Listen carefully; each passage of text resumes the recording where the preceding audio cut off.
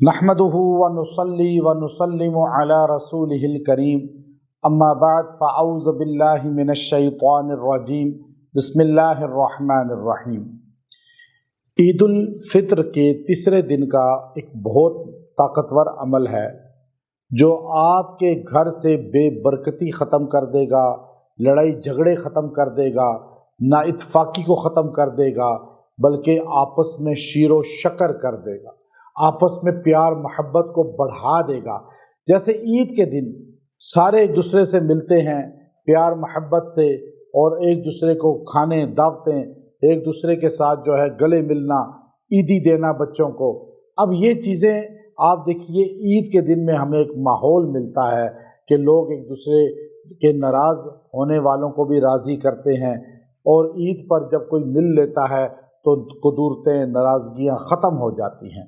یہ عمل جو میں آپ کو دے رہا ہوں، یہ آپ کے گھر سے نفرت کو، کدورت کو، نا اتفاقی کو، بے برکتی کو جڑ سے ختم کر دے گا، اور آپ کا گھر پیار و محبت کا گہوارہ بنے گا۔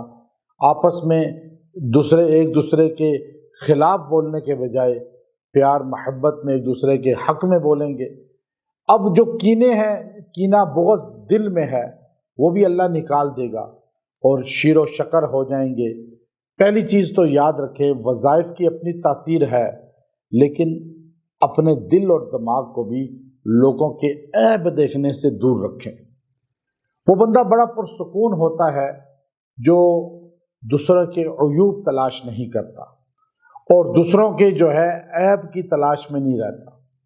جو دوسروں میں خامیاں تلاش کرتا ہے، دو اس کو عذاب ہوتے ہیں۔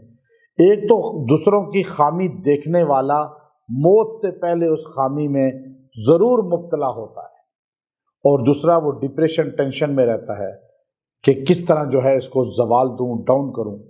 اللہ رب العزت نے ہمیں عید کا دن دے کر سمجھایا کہ عید پہ ایک دوسرے کو ملتے ہو، خوشی اور جو ہے ایک دوسرے کو مل کر سکون حاصل کرتے ہو، اپنے گھروں کو ایسے راحت اور سکون والا بناؤ، قدورتیں نکال دیں، معاف کرنا سیکھیں، اور ایک دوسرے کو معاف کریں، اور دلوں میں کسی کے بارے میں بغض نہ رکھیں۔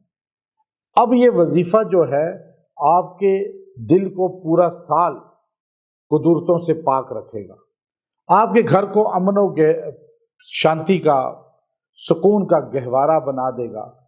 آپ کا گھر جو ہے وہ پیار محبت والا ہو جائے گا۔ گھر میں جھگڑے ہیں میاں بیوی میں، بچوں میں آپس میں جوڑ نہیں ہے، تو اس کی برکت سے جو ہے انشاءاللہ جوڑ بھی آ جائے گا، محبت بھی آ جائے گی۔